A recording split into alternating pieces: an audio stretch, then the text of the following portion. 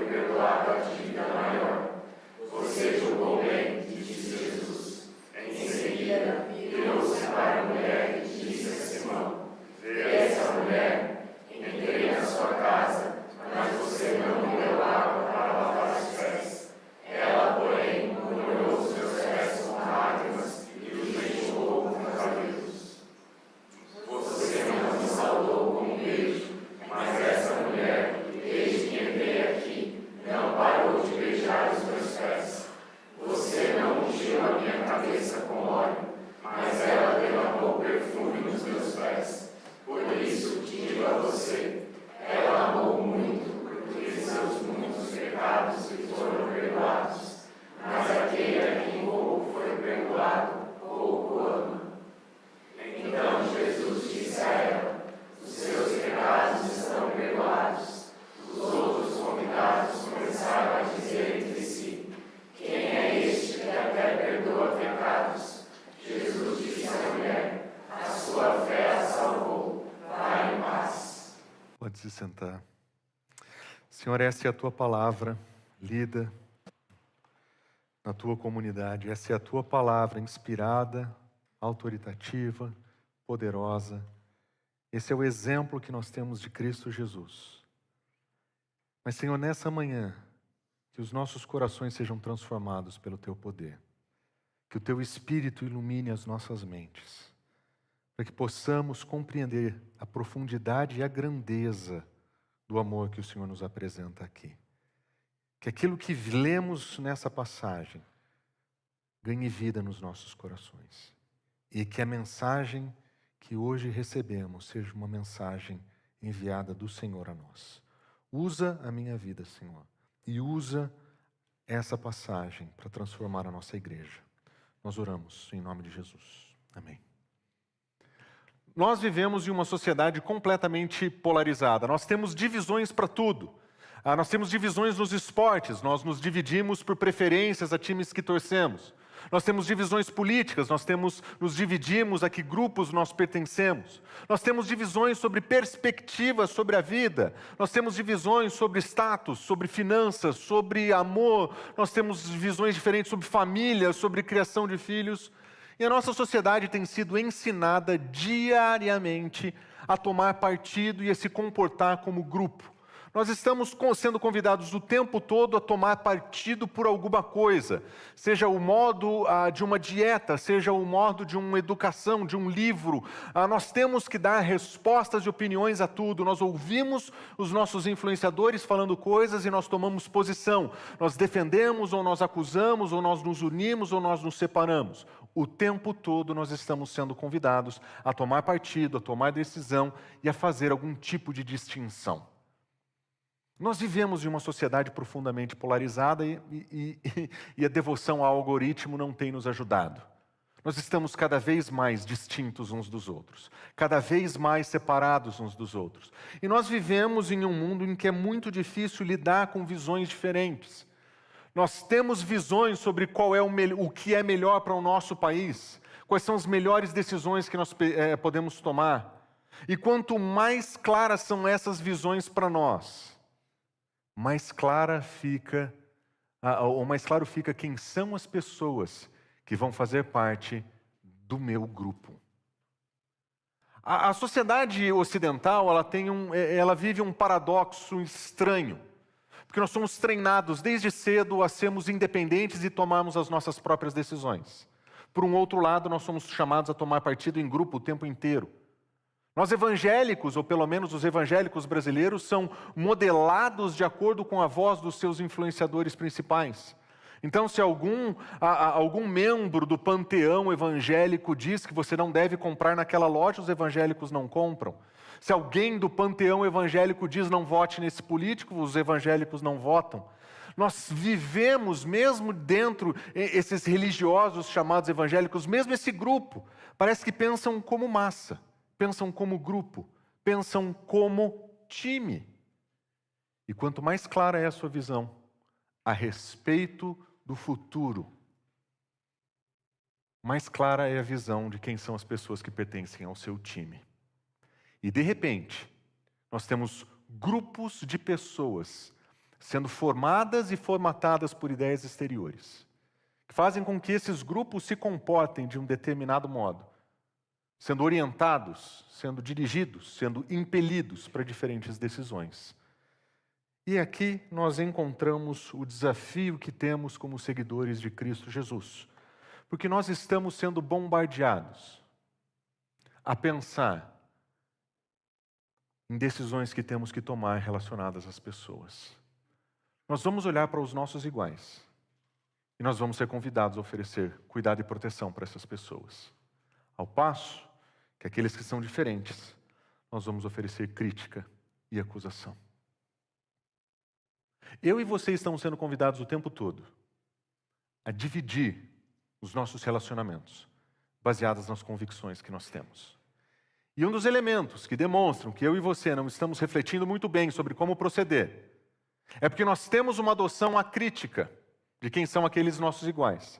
E esses que são nossos iguais, nós não levantaremos a voz para falar que eles estão errados. Ao passo que qualquer equívoco daqueles que são diferentes de mim e do meu grupo serão severamente punidos pelas minhas convicções, quando eles cometerem os mesmos erros que eu vejo sendo cometidos por aqueles que pertencem ao meu grupo. Não só nós estamos sendo divididos por opiniões externas, não somente nós estamos cada vez mais polarizados e tomando decisões cada vez mais extremas, mas nós estamos criando comunidades que são formatadas para os seus iguais. No esporte, na política, na educação, na visão sobre a religião. A pergunta que nós temos que nos fazer, então, será que existe uma outra forma de viver? Será que nós podemos olhar para o exemplo de Cristo Jesus e ver esse dilema de uma maneira diferente? Será que a pessoa de Cristo Jesus e o seu ensino podem nos ajudar a viver nesse mundo polarizado e fragmentado de uma maneira mais reconciliadora? Será que existe uma virtude que nós podemos adotar que nos permita entender que essa polarização só vai nos destruir? Acho que o exemplo de Cristo Jesus nos mostra que existe um tipo de gentileza que nós esquecemos que o nosso Senhor Jesus Cristo tem. Um tipo de gentileza que é capaz de se oferecer, de se entregar, de se unir, de comungar com aqueles que são diferentes de nós. Um tipo de gentileza que é manifesta em compaixão e amor que nós não estamos mais acostumados a encontrar na nossa sociedade. A nossa sociedade é gentil com aqueles que são do meu time, mas completamente indelicada com aqueles que não pertencem à minha sociedade, ao meu grupo e à minha comunidade. Cristo Jesus não é assim. Cristo Jesus nos ensina um tipo de gentileza amorosa, compassiva, que recebe à mesa pessoas de todos os tipos. Quando nós pensamos no tratamento de pessoas, nós geralmente pensamos na nossa comunidade reunida. E talvez alguém dissesse, imagine uma pessoa completamente diferente entrando pela porta. Mas eu quero que essa mensagem tenha um toque de Cristo Jesus. E para isso ela precisa ser mais funda no seu coração. Eu quero que você pense quais são as pessoas que não sentariam na sua mesa para ter uma refeição com você. Esse nível de intimidade, esse nível de proximidade, esse nível de comunhão íntima que nós estamos falando. Nós não estamos falando de bons olhares, nós não estamos falando de deixa eu puxar a cadeira para você sentar aqui na nossa comunidade. Eu não estou falando para deixar as portas abertas para outras pessoas virem no nosso culto. Eu estou falando para deixar a porta aberta da sua casa, para que outras pessoas pertençam à tua intimidade. Esse é o tipo de gentileza, esse é o tipo de amor compassivo que o nosso Senhor Jesus Cristo tem. E é sobre isso que nós vamos falar hoje. Aliás, se eu pudesse começar com a conclusão, eu diria que o que vamos aprender hoje está expresso em 1 Pedro, capítulo 3, versículos 8 a 9, onde o apóstolo Pedro, apresentando Cristo Jesus e o seu ensino, ele diz: quanto ao mais, tenham o mesmo modo de pensar, sejam compassivos, amem-se fraternalmente, sejam misericordiosos e humildes, não paguem mal com mal, nem insulto com insulto. Ao contrário, bendigam, porque vocês sabem que para isso que foram chamados, e assim vocês receberão bênção como herança. É assim que um discípulo de Cristo Jesus age. Amor, compaixão, humildade, sem pagar mal com mal, sem pagar insulto com insulto. O discípulo de Cristo Jesus não vive da lógica do Twitter. Ele não vive da lógica das mídias sociais, da críticas aos diferentes e o apoio aos seus iguais. A lógica do Evangelho E a visão de Cristo Jesus é completamente diferente para nós. É uma lógica de compaixão, de amor, de misericórdia e de humildade. E o texto que nós lemos nos conta exatamente isso. A história parece um pouco estranha a princípio, mas nós vamos passar por ela. Mas eu quero contar essa história para vocês olhando para os personagens. Os 3 pontos da mensagem de hoje vão ser focados nos 3 personagens dessa história, porque eu e você precisamos ver quem eles são, para que a gente consiga entender o que Cristo está fazendo. Eu quero olhar primeiro para Simão, a perspectiva do religioso. Depois eu quero olhar para a perspectiva da mulher. A mulher que se vê encontrando o seu Salvador, e olhar para essas 2 perspectivas, para o contraste desses personagens, para mostrar que Cristo Jesus é completamente diferente do que nós esperaríamos, inclusive na nossa sociedade hoje. Jesus Cristo viveu de uma outra forma na sociedade dele, mas nos nossos dias, o que ele nos ensina aqui pode transformar a nossa comunidade, mas a sua vida também. Mas vamos olhar primeiro Simão o fariseu. Nós estamos diante de uma história muitíssimo interessante. Eu quero que você preste atenção nos contrastes. Essa é uma história que você entende os detalhes pelos contrastes. Esse é um homem. Na sociedade dele ele tem vez, ele tem voz. Ele é respeitado. Ele costuma ser ouvido porque a sua voz, como um fariseu, ele é alguém de preeminência. Nós olhamos para os fariseus de uma maneira negativa porque nós estamos acostumados a ouvir Jesus criticando os fariseus. Mas se você estivesse nos dias de Jesus e ouvisse um fariseu ou alguém que é um fariseu, é alguém de dignidade. Eu ousaria dizer que ele era um líder religioso bem recebido por muita gente. Eu não sei exatamente qual era o título ou o nome que nós usaríamos no nosso dia, mas vamos imaginar que ele fosse um Augustus Nicodemos da sua geração. Alguém que as pessoas, que mesmo que não concordem com ele, têm profundo respeito. Um religioso bem recebido. Esse era o homem que recebia Jesus. Rico, sua casa é grande. Aliás, ele é descrito como um fariseu. Fariseu, ele participava da elite. A elite religiosa era marcada pelos fariseus. Eles eram bem abastados. Aliás, se você prestar atenção na história, ele está dando um banquete. Esse é um homem recebendo pessoas de todos os lugares ali na sua casa. E ele muito provavelmente é uma pessoa íntegra, moral. Ele faz as coisas certas. E mais interessante, esse é uma pessoa pura. A perspectiva do fariseu sobre pureza é quase geográfica. O templo é o lugar mais puro de todos. Dentro do templo, mais puro ainda, o santo dos santos, puríssimo. E então vêm as pessoas que podem ir até o templo, as pessoas que visitam o templo, as pessoas que fazem os seus rituais de pureza. E ele, como um bom fariseu, era bom em tudo isso. Ele não entrava em contato com gentios, ele não recebia na sua casa pessoas de outras etnias. Ele era alguém de uma elite blindada, separada. O mundo dele eram os seus iguais. E eles defendiam os seus iguais. Porque eles eram melhores que os demais. São mais santos, mais puros, mais imponentes. Esse é o fariseu. Um homem.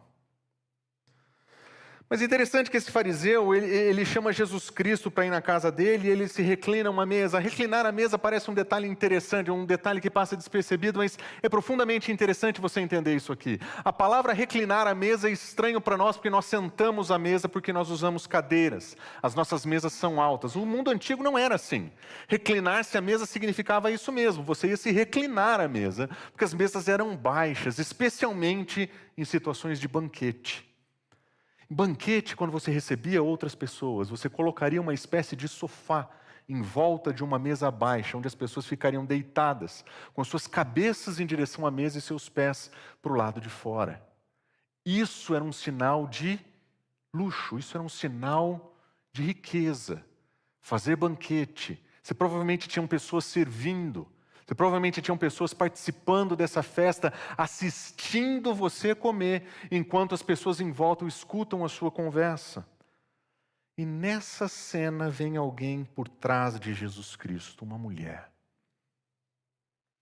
Como que essa mulher aparece nessa cena? De onde ela vem? E o que ela está fazendo? Tudo nessa história é esquisito, e da perspectiva de Simão, aquilo era muito estranho. Simão estava acostumado a receber pessoas para suas festas, e as portas em dias de festa na casa dos ricos ficavam abertas para que pessoas transitassem. As conversas entre filósofos eram feitas assim, as conversas entre fariseus e rabis eram feitas assim. As pessoas iam pelo benefício de poder escutar um pouquinho do que eles falavam. Não como cachorros à beira de uma mesa querendo comer as migalhas. Essa era a imagem. Mas de repente uma mulher, ela invade aquele espaço, ela não foi convidada. Ela poderia estar ali, poderia, mas que deselegante. Da perspectiva de Simão, a entrada dessa mulher nessa casa era mais esquisito que um palhaço num funeral. A cena não fazia sentido para ele, mas ela fica atrás de Jesus Cristo aos seus pés. Essa é uma mesa, uma ilustração do que seria um banquete. Triclínio romano era basicamente esse tipo de mesa de 3 partes, onde a parte central ficava vazia para que os convidados fossem servidos, e a parte de trás ficasse para aqueles que participam do banquete como ouvintes da conversa, ou os serventes que serviriam ou cuidariam da mesa. Essa mulher está atrás de Jesus Cristo, e chorando ela pega no pé de Jesus, e ela lava o pé de Jesus com suas lágrimas. Ela enxuga o pé de Cristo Jesus com seu cabelo. E ela beija o pé de Jesus. Que situação constrangedora. Que situação. Perspectiva do fariseu. Isso era algo horrível. Estava acontecendo algo horrível. É por isso que ele diz, ao ver isso, o fariseu que havia convidado disse a si mesmo, se esse homem fosse profeta, ele saberia que tipo de mulher, saberia quem está tocando nele e que tipo de mulher ela é, uma pecadora. Se esse homem fosse um profeta. Eu não sei por que ele convida Jesus Cristo para estar com ele. Eu sei que ele se sente seguro o suficiente para trazê-lo à sua mesa. Talvez nesse momento Jesus não fosse um grande inimigo dos fariseus ainda. Talvez ele estivesse em dúvida sobre que tipo de ensino Jesus Cristo tem. Talvez ele tenha chamado Jesus somente para ouvi-lo falar. Mas no fundo, ele queria saber se Jesus Cristo era de fato um profeta. Tinha uma dúvida no seu coração. Será que esse homem é quem ele diz que é ou quem as pessoas dizem que ele é? Será que ele é realmente quem as pessoas clamam que ele é? Eu já sei, eu vou levá-lo para minha casa. E lá eu vou ter a chance de interrogá-lo. Lá eu tenho a chance de perguntar para ele. Quem sabe esse mestre não apresente o seu ensino. Mas a frustração de Simão é que se ele fosse um mestre de fato, um profeta, ele jamais aceitaria que uma mulher o tocasse. Um homem como Simão, um fariseu, não permitiria que nada impuro o tocasse. Ele seguia regras de pureza tão específicas que se um gentil, uma pessoa que não fosse da sua etnia, tocasse na água que ele tem na sua casa, guardada em talhas, se alguém tocasse naquela água, ele não beberia aquela água porque aquela água era impura. Se alguém tocasse em alguma coisa impura, como uma pessoa doente, ou uma pessoa que acaba de morrer, se alguém tocasse nessa pessoa, ele ficaria impuro. E fariseus não se permitiam ser tocados por ninguém, porque eles eram tão puros, que eles não queriam correr o risco de serem contaminados pelo pecado dos outros. Eles vivem separados, numa visão quase geográfica de pureza. E ele olha para Cristo Jesus e uma mulher está tocando nele. Isso é inadmissível. Esse homem certamente não é um bom religioso. Com certeza não é do nosso time. Ele não conhece a verdade. Para essas pessoas, nós não temos nada para oferecer, exceto o nosso julgamento. E ele saberia que tipo de mulher ela é. Ela é uma mulher pecadora. Simão é capaz de olhar para Cristo Jesus e perceber que, ou pelo menos de compreender, ou de chegar à conclusão que ele não pode ser um profeta. Mas especialmente por aquela mulher aquela mulher era uma pecadora. Aquela mulher era indigna da sua presença. Ela pertence ao outro grupo. Nós somos o grupo dos puros, dos religiosos. Nós somos o grupo dos fariseus. Ela é do grupo dos pecadores. É outro time. Nós contra eles. Porque o religioso sempre vê assim o mundo. O religioso, não importa qual religião, ele sempre vê assim o mundo. Ele sempre divide o mundo entre nós e ele. Nós somos e eles não são. Nós temos e eles não têm. Nós sabemos e eles não sabem. Nós fazemos e eles não fazem. O religioso divide o mundo entre aqueles que têm as suas convicções e aqueles que não têm as suas convicções. E Simão, muito bem orientado pela sua religião, dividiu uma vida e o mundo entre pessoas que pertencem ao seu grupo e pessoas que não pertencem ao seu grupo. Aquela mulher não pertence e a partir de agora nem Jesus. Ele é tão bom. Ele é tão melhor que ele não consegue nem imaginar Cristo como um profeta por causa daquela mulher. Aquela mulher. Aquela mulher era uma pecadora. Aos olhos dos fariseus, as mulheres já eram segunda categoria. Uma das orações que os fariseus costumavam fazer com alguma frequência é: graças a Deus que Deus não me fez nem gentil, nem pobre, nem mulher. E não é mentira. Eles realmente oravam isso. As mulheres já estavam em uma segunda categoria para ele. Já não eram apreciadas por eles. Mas essa era pior. Não era somente mulher. Ela era pecadora. E aí a pureza não permitia. Sua própria visão de pureza não permitia. Esse é o religioso. Nós e eles. Dividindo o mundo. Porque nós somos melhores. Parece com alguma coisa que você já ouviu no nosso país? Parece com as igrejas que nós ouvimos por aí, com as mensagens que nós ouvimos pela internet? Não lembra um pouquinho a nossa bancada evangélica?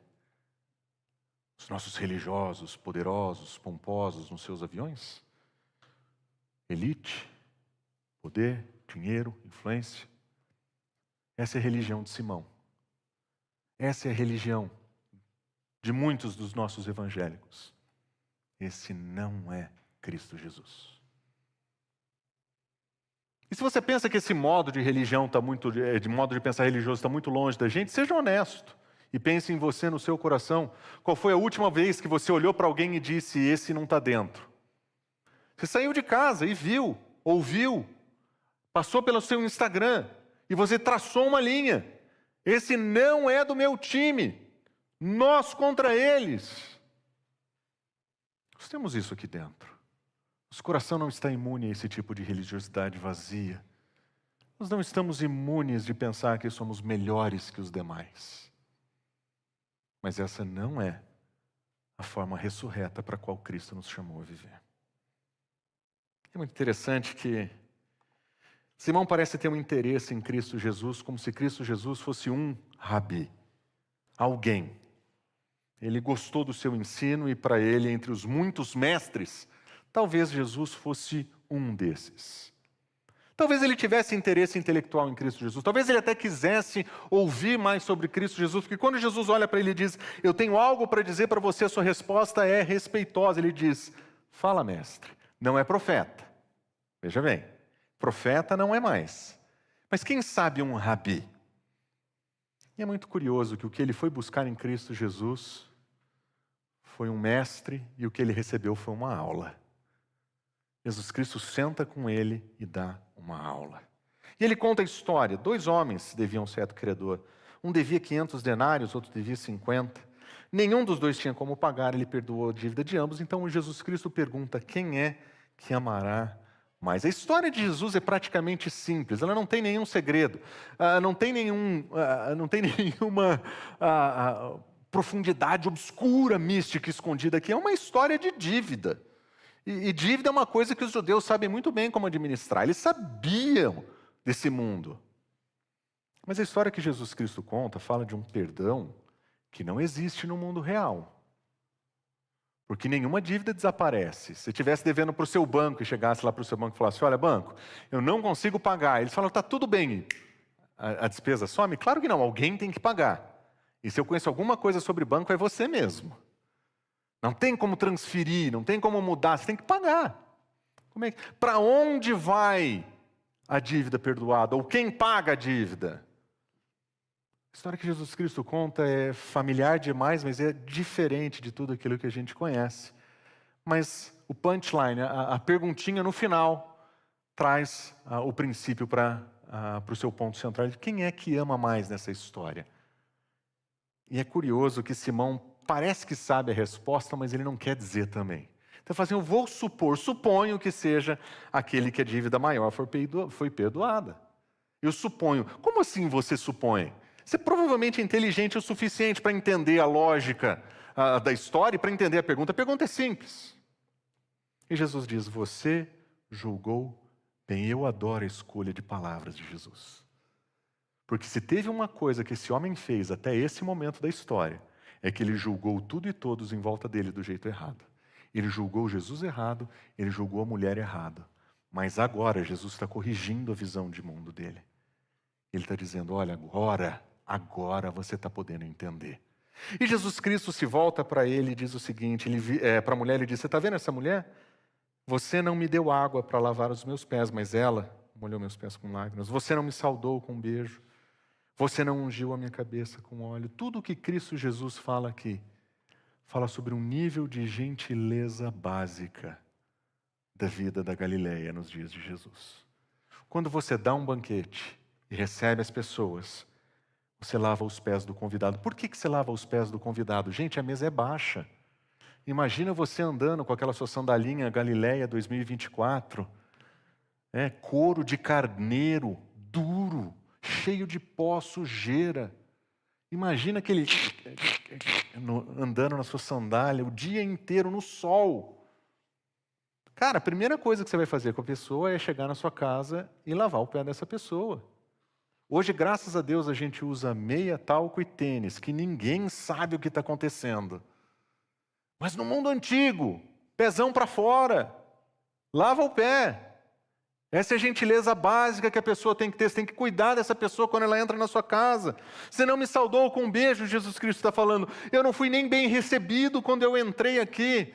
Talvez Simão, mesmo que o tenha convidado, não tivesse tanta abertura a ele. Você não ungiu minha cabeça com óleo. Que tem um contraste incrível, porque ungir a cabeça com óleo era alguma coisa que se estendia para todo mundo. E o óleo que você ungia a pessoa é baratinho, é aquele negócio que dá em todos os lugares. Mas ela não, ela trouxe um óleo puro. O contraste entre o homem e a mulher nessas cenas são gritantes. Mas por que Simão foi incapaz de ser gentil e de demonstrar gentileza para Jesus? Porque ele se enxerga como um religioso.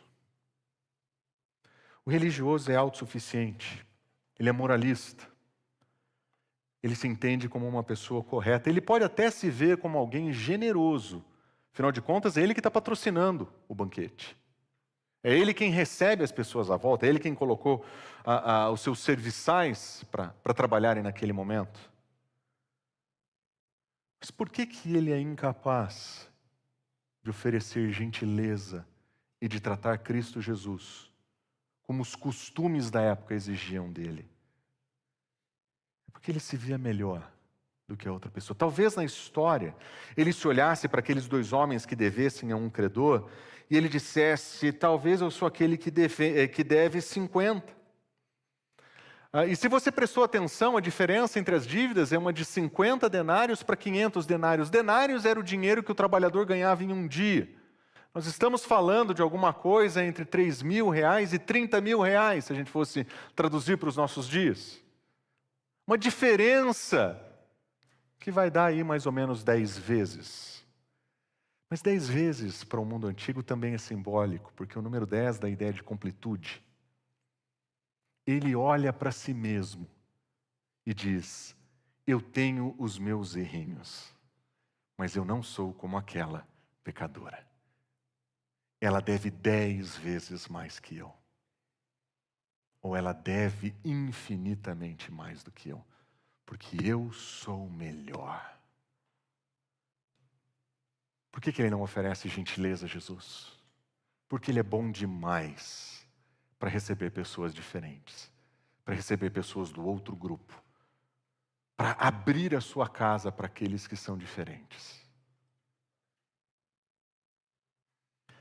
Ele tinha dúvidas, ele tinha problemas, mas o principal problema dele é que ele acreditava que a dívida que ele tinha era pequena e que, por conseguinte, o amor dele podia ser pequeno. Não existe gentileza no que ele faz, não existe compaixão, não existe humildade. A visão religiosa é extremamente problemática. Mas agora nós vamos para a segunda pessoa que participa dessa história, nós vemos essa mulher. É uma mulher que vem sem nome. Não somente ela não tem lugar na sociedade dela, como nós não sabemos quem ela é. Nós não conhecemos ela pela sua profissão. Nós não conhecemos ela pela sua confissão religiosa. Nós conhecemos ela como uma mulher sem nome, uma anônima. Mulher já não tinha voz, não tinha autoridade. Era silenciada em ambientes públicos. Ela era pobre, muito provavelmente sem recursos. Mas pior do que isso, ela era uma mulher pecadora daquela cidade. Mulher pecadora daquela cidade pode significar muitas coisas. Entre elas que ela era um tipo de prostituta. Não somente uma mulher pobre e menor. Ela era marginalizada, imoral e impura. Imagine essa mulher na casa de um fariseu. Uma prostituta.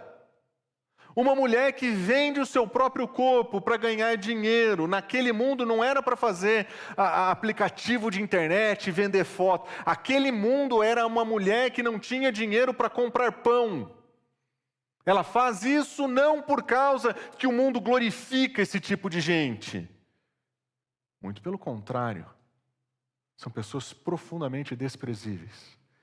E é interessante a descrição que Lucas dá, que diz que ela era uma pecadora daquela cidade, muito provavelmente porque ela era conhecida assim. No mundo antigo, as mulheres que serviam nessa profissão eram claramente identificadas pelo seu modo de vestir. Todo mundo sabia quem era essa mulher. Todo mundo a identificaria como uma mulher pecadora daquela cidade. Mas olha só o que ela faz. Ao saber que Jesus estava comendo na casa de um fariseu, essa mulher pecadora trouxe um frasco de alabastro com perfume. Que cena é essa? O que está acontecendo aqui? Às vezes a gente tem a ideia de um frasco de alabastro como se ela estivesse vindo com um jarro, né? Ela passou em casa, pegou um vaso e foi correndo lá até Jesus, né? Os comentaristas dizem que as mulheres que eram pecadoras da cidade, elas costumavam usar um colar em que um frasco ficava perto dos seus seios. E ela abria esse frasco com a intenção de perfumar o seu corpo. Mas também era um instrumento de sedução. Era uma forma de seduzir. Era algo mais ou menos como você pode ver nessa imagem. Era caro, sim, não era barato. O uso era pessoal, era pequeno, usava como um colar, mas funcionava como uma forma de instrumento de serviço para ela. Imagine essa cena, meus irmãos. Na casa de um fariseu, essa mulher, com esse negócio no pescoço, sendo quebrada e colocando aos pés de Jesus, e pior, ela vem chorando. Até esse momento na história nós não sabemos exatamente o porquê que ela chora, mas nós que já lemos a história completa, nós sabemos. Ela encontrou a Cristo Jesus. Ela vem chorando de alegria. Para ela nada mais importa do que Cristo. Para ela nada mais importa do que encontrar o seu Senhor e Salvador. Ao que tudo indica, nós estamos vendo o segundo ato de uma história que teria começado momentos antes com Jesus ensinando. E talvez essa mulher tivesse ouvido falar sobre Cristo Jesus e da sua mensagem por Cristo Jesus. E sabendo quem Cristo era, ela não estava nem aí. Ela foi chorando de alegria. E ela começa a enxugar Ela molha os pés com suas lágrimas, mas ela enxuga com seu cabelo. Se você sabe qualquer coisa sobre o período da Galileia, nesse período você sabe, uma mulher de cabelo solto, de acordo com os fariseus, era motivo suficiente para que um homem pedisse divórcio. Era algo tão ofensivo. Era algo que talvez evocaria uma comoção tão grande, que elas andavam com seus cabelos cobertos. Elas usavam roupas que tapavam o seu cabelo, mas a ideia de soltar o seu cabelo e usar o próprio cabelo para passar no pé de Jesus era profundamente ofensivo. E você sabe o que ela está pensando? Ela está aos pés do Senhor dela, o que importa? O que importa? Ela encontrou Cristo Jesus. As pessoas estão olhando torto para ela e ela, que importa? Chorando de alegria. Suas lágrimas lavando os pés de Cristo Jesus. E aí vem um detalhe que deixa a gente bastante desconfortável, porque ela começa a beijar os pés de Jesus. Você fala, pô, até aí estava indo, entendi o cabelo e tal, mas precisava dar um beijo no pé do homem? Não podia dar uma segurada? Pô, moça, segura aí também, você não me ajuda. Já estava conflituoso, mas essa mulher vai além, ela dá um beijo no pé de Jesus. A nossa sociedade vê o beijo de uma maneira muito diferente. Para nós o beijo, ele é muito erotizado. Ele foi muito banalizado, ele ficou preso a uma esfera só. No mundo antigo tinham diferentes tipos de beijo. O beijo de saudação de uma pessoa quando chega, quando sai, era comum como forma de respeito. Mas o beijo do pé era algo muito interessante. E meus irmãos, quando você entender o que ela está fazendo aqui, você vai entender a história de Jesus, a parábola que ele conta na sequência. Beijar os pés era o costume que eles conheciam, era um costume que eles conheciam quando uma dívida era perdoada.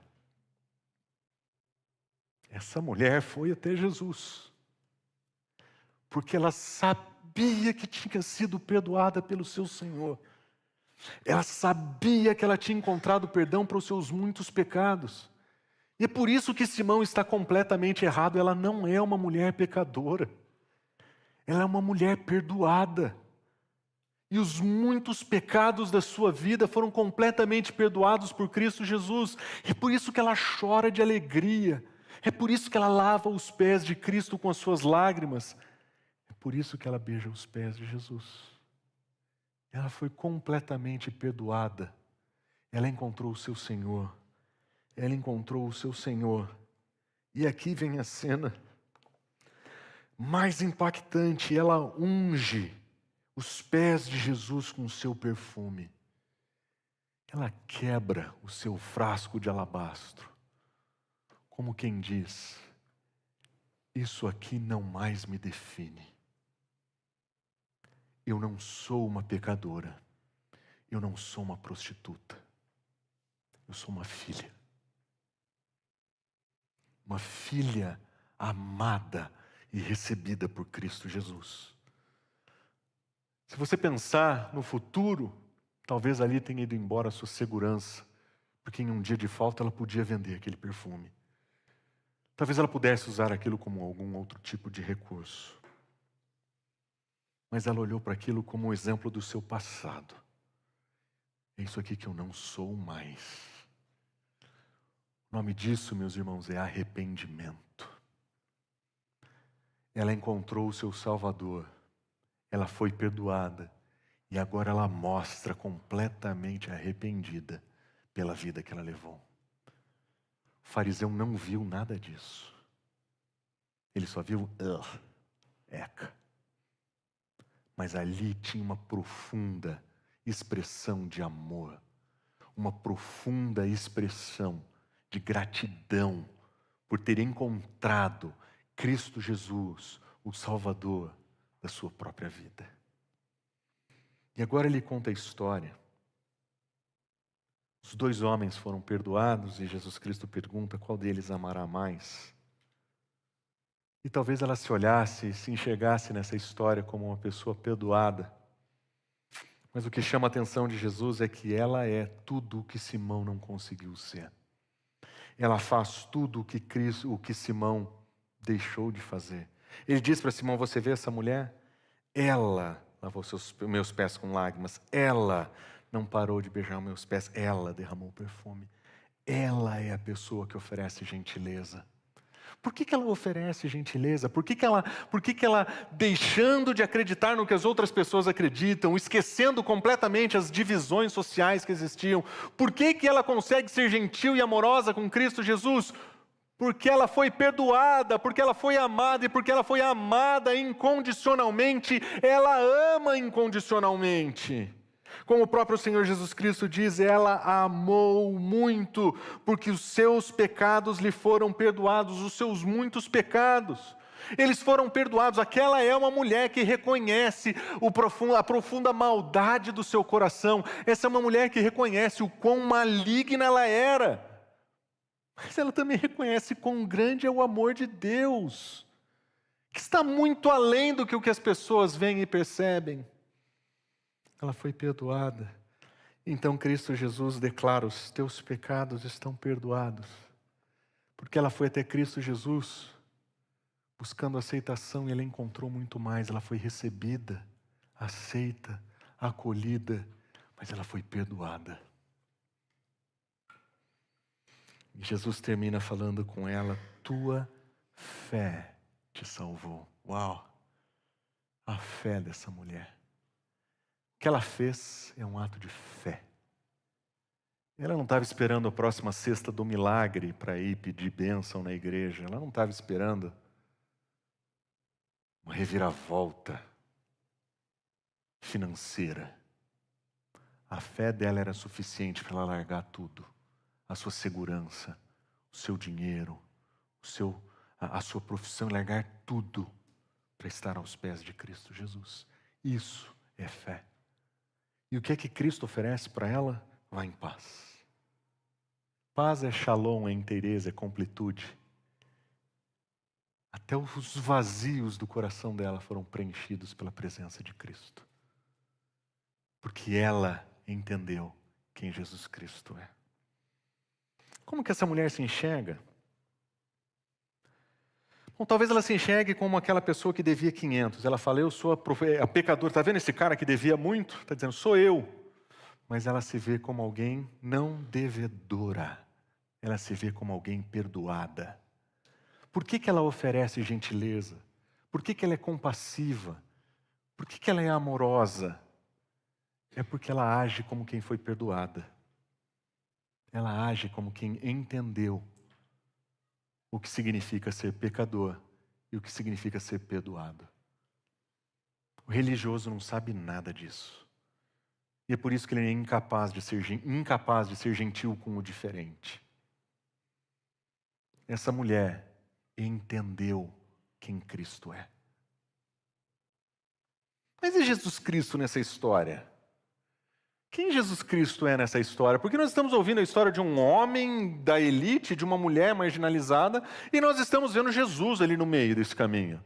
Se Jesus fosse um herói da teologia da libertação, ele não iria conversar com um fariseu da elite. Os elites são opressores, ele ficaria somente com os oprimidos. Se ele fosse um membro da elite evangélica dos nossos dias, ele também não ia falar com aquela mulher, porque ele não era digno, o tempo dele era muito importante para tratar com aquele tipo de gentalha. Jesus Cristo é a descrição da gentileza por excelência. E o modo como ele se comporta aqui vai mudar o modo como nós vemos o nosso comportamento na nossa sociedade. Em primeiro lugar, ele foi convidado para estar na casa desse fariseu. Eu não sei o que Jesus Cristo fez para ganhar o direito de ser convidado para ir para um banquete desse tipo. Mas o nosso Senhor poderia ter dito: não, não vou. Não vou. Eu não quero ir na casa dessa pessoa, eu não quero ser visto com essa pessoa. Aliás, nós sabemos, os fariseus foram as pessoas a quem Jesus foi mais duro no seu ministério. Mas ele foi convidado. E ele aceita o convite. Mas é interessante que quando essa mulher aparece chorando, né, coloca seus pés ali, a impressão que nós temos é que Jesus Cristo sabe exatamente quem ela é. O Senhor conhece exatamente a história dessa mulher. Ele está diante de uma mulher que entendeu quem ele é. E porque ela entendeu quem ele é, ele está pronto para receber dela a devoção que ela tem para oferecer. Quando Simão diz para ele, se ele soubesse quem é essa mulher, ele fala, ô Simão, menos, baixa a bola. Nosso Senhor sabe exatamente quem essa mulher é. Sabe exatamente a vida que ela tinha e a vida que ela tem. Que ela é perdoada, recebida, amada. Mas ele também conhecia o fariseu. O fariseu que o havia convidado disse a si mesmo, essa é uma daquelas expressões que quando você encontra no ministério de Jesus, você tem que prestar atenção. Porque quando Jesus lê a mente e o coração das pessoas, segura que lá vem bomba. Ele está conversando sozinho, ele está, como diz numa palavra que nós costumamos usar com frequência aqui no seu solilóquio, ele está falando consigo mesmo. Jesus está lá no diálogo, ele está vendo o que aquele cara está falando. Ele conhece o coração daquele homem. Ele sabe exatamente como que ele processa a situação. Jesus conhecia o cara. Jesus conhecia a mulher. Quem era do seu time? Quem era do outro time? Quem ele vai receber? A quem ele vai rejeitar? É muito interessante que, conhecendo o coração do fariseu, que provavelmente buscava Jesus como um dos seus rabis, Jesus Cristo dá para ele exatamente o que ele foi buscar. O fariseu foi buscar Jesus porque queria vê-lo como um mestre.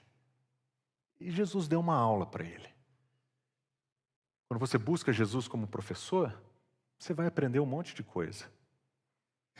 Quando você busca Jesus como um sábio, ele vai te ensinar um monte de coisa, porque ele tem um monte de coisa para ensinar mesmo. Ele foi atrás de Jesus para receber uma aula e ele recebeu exatamente isso. Geralmente Jesus ele nos oferece aquilo que nós buscamos nele, mesmo que isso seja contra nós. Porque buscá-lo somente como um mestre não é buscá-lo de maneira nenhuma, não é buscá-lo verdadeiramente. Quando Jesus é uma coisa na sua vida, dentre muitas outras que você tem, quando Jesus Cristo é um dos sábios da sua vida, um dos profetas que você escuta, um dos rabis que você aprova, você vai receber dele exatamente isso, um pouquinho de aula. Essa mulher não. Essa mulher viu Jesus como Salvador e Senhor da sua própria vida.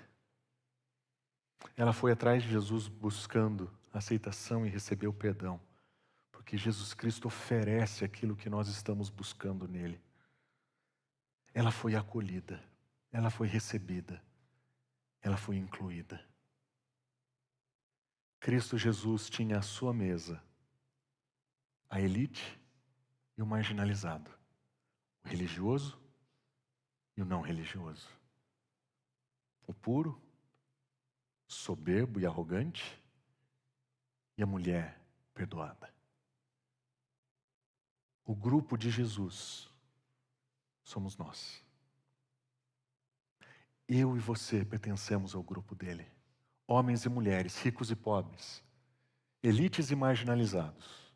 Nós somos do time de Jesus. Como é que Jesus enxerga esses dois personagens nessa história? E se você prestar atenção no modo como Cristo enxerga esses dois, você vai entender o que significa ser gentil. Em primeiro lugar, observe a história que ele conta. Ele diz, 2 homens deviam. E talvez a gente tenha ficado enroscado na história de Jesus, porque ele diz, um deve muito, outro deve pouco. E a gente achava que o problema era a quantidade de perdão necessário. Mas esse não era o problema que Jesus apresentava. Observa o que Jesus diz, ele diz, como nenhum dos dois tinha como pagar. O ponto é esse. Nem quem devia pouco, nem quem devia muito, tinha condição de pagar. O que Jesus está contando não é a história de mais pecadores e menos pecadores. Esse é o religioso que entendeu assim. Era o religioso que estava medindo as pessoas pelas suas quantidades de coisas boas e ruins que eles faziam. Jesus Cristo olha para os dois e diz, nenhum dos dois tem como pagar, não tem como. A dívida é impagável. Cristo vê 2 pecadores incapazes de se salvar. É Simão que achava que devia pouco. Era o religioso que achava que não precisava de Cristo. Mas Jesus Cristo veio para pecadores que não podem se salvar. Sejam eles homens soberbos da elite religiosa, sejam elas mulheres pecadoras na cidade, nenhum deles pode pagar a sua própria dívida. E você sabe o que é mais interessante nessa história? Que Jesus Cristo conta uma história de perdão oferecido para ambos. Ah, meus irmãos, isso aqui pega a gente. Jesus Cristo ofereceu para a mulher perdão? Não. Ele ofereceu para ambos. A mulher recebeu o perdão, mas a oferta foi feita para ele também. Meus irmãos, pensa nisso um momento. Quem que é o grupo de Jesus? Pecadores miseráveis. Quem tem a maior dívida? Pouco importa. A gente não pode pagar sozinho. E Jesus Cristo está pronto para pagar a dívida de todos nós. Como que essa dívida foi paga? Cristo Jesus, um dia, entregou a sua vida em uma cruz para morrer pelo meu e pelo seu pecado, para que pecadores como eu e você pudéssemos ter vida eterna com Deus. O perdão do qual ele fala é o perdão que ele oferece porque ele assumiu a sua dívida. Ele olha para você como um pecador, mas como um pecador cuja dívida foi paga. Ele pagou. Você fala, mas eu pequei muito, eu fiz muita coisa errada. Você não conhece o tamanho do amor de Cristo Jesus. Você não tinha condição de pagar de qualquer forma, mas Ele decidiu pagar o preço do seu pecado. Ele decidiu morrer no seu lugar. E agora eu tenho uma pergunta para fazer para vocês. E se existisse um plot twist nessa história? Um que talvez a gente não tenha visto chegando. O que aconteceu com Simão? O que acontece com Simão? Simão, eu sempre fiquei fascinado com essa pergunta. Por que esse cara aparece nessa história e toma essa entrada de Jesus? Meus irmãos, eu tenho uma teoria. Eu vou dividir com vocês uma teoria. A minha teoria é que esse homem entendeu o perdão de Cristo Jesus.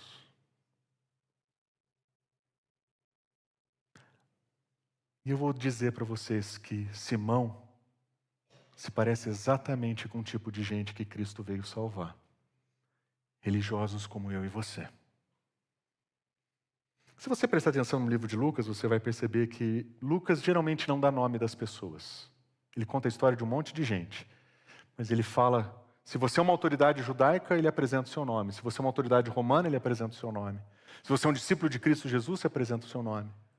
Se você aparece no começo do ministério de Cristo Jesus, na sua história de nascimento, as pessoas aparecem com o nome. Depois, todo mundo é anônimo. Especialmente os de fora, exceto 3 pessoas. Jairo, o líder da sinagoga, que vai até Jesus chorando, se colocando aos seus pés, pedindo para que cure sua filha. Uma autoridade. Zaqueu, o chefe dos publicanos, que ao conhecer Cristo Jesus larga tudo para trás, vende tudo e restitui as pessoas que ele tinha defraudado, roubando os seus impostos. E um fariseu chamado Simão. A minha teoria é que esse homem entendeu que o Filho do Homem veio buscar e salvar o que estava perdido, incluindo Simão, o religioso. O que significa, meus irmãos, que existe esperança para mim e para você.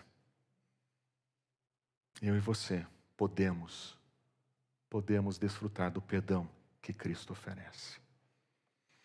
Como que nós vamos lidar, então, com as visões diferentes que nós temos na nossa sociedade? Meus irmãos, o grande lance é o seguinte: tudo depende de como você se vê. Se você se vê como melhor que as outras pessoas, você vai ser incapaz de oferecer gentileza, como Simão. Você é um grande religioso melhor que os outros, soberbo e arrogante, você vai ser incapaz de ser gentil. Mas se você for como essa mulher, sabendo que você é um pecador miserável, você vai poder servir outras pessoas. Quando você entender quem você é diante de Cristo Jesus, você vai entender como que você pode lidar com as outras pessoas. Também depende um pouquinho de como você vê o outro. Se você vê o outro como Simão, que todo mundo é pecador, que todo mundo é ruim, que existem nós e eles, você só vai ser gentil com os de dentro. Você não vai ser gentil com os de fora. Mas se você for como essa mulher, que viu Jesus Cristo como o Senhor, a sua gentileza será resultado do seu amor a Cristo Jesus. Porque você vai tratar aos outros exatamente como Cristo te trata. Isso muda tudo. E talvez a forma de como você vai lidar com isso, talvez tenha tudo a ver com o modo como você vê a Cristo Jesus. Se você vê Cristo Jesus como um mestre, como mais um na sua coleção de pensadores, você não vai conseguir ser gentil com as pessoas. Mas se você vê Cristo Jesus como Deus, que se fez homem, que viveu entre nós, que morreu em uma cruz, no nosso lugar, para pagar o preço do nosso pecado. Depois ele ressuscitou e venceu a morte, e nos deu vida eterna. Se nós olhamos para ele como nosso Salvador, nós vamos oferecer gentileza para outras pessoas. Porque se eu posso ser gentil com o meu Senhor, eu posso ser gentil com aqueles que são diferentes de mim. Quem que vai jantar na minha casa? Para quem minha porta vai estar aberta? Para quem precisar. Porque seguindo o exemplo de Cristo Jesus, nós não temos um outro time senão o dele. E o time dele tem portas abertas. Não existe nós e eles. Existe aqueles que conhecem a Cristo e aqueles que precisam conhecê-lo. Só isso. E é só isso que importa. Por isso que nós precisamos voltar os nossos olhos para Cristo Jesus. É Ele que diz: tomem o meu jugo e aprendam de mim, porque eu sou gentil e humilde de coração. Humilde e gentil. Essas são as qualidades que nós precisamos para esse mundo fragmentado que nós vivemos. Essa é a virtude que nós precisamos emular na nossa vida. Essa é a virtude que vai para a mesa com a gente, para os nossos relacionamentos, para o nosso trabalho. Eu vou terminar essa mensagem somente citando um texto de Jesus. Queria que você fechasse o seu olho e ouvisse o que Cristo Jesus fala. Ele diz assim: se vocês amarem aqueles que os amam, que mérito vocês terão? Até os pecadores amam aqueles que os amam. E se fizerem bens somente aos que são bons como vocês, que mérito vocês terão? Até pecadores agem assim. Amem, porém, os seus inimigos. Façam o bem e emprestem a eles, sem esperar receber nada em troca. Porque então vocês terão uma recompensa grande e serão filhos do Altíssimo, porque Ele é bondoso para com os ingratos e para com os maus. Sejam misericordiosos, como é misericordioso o Pai de vocês. Senhor Deus, esse é o nosso desejo. Sermos misericordiosos como o nosso Deus é. Sermos amorosos como Cristo é. Nos ajuda a viver de acordo com o teu ensino. Nós oramos em nome de Jesus. Amém.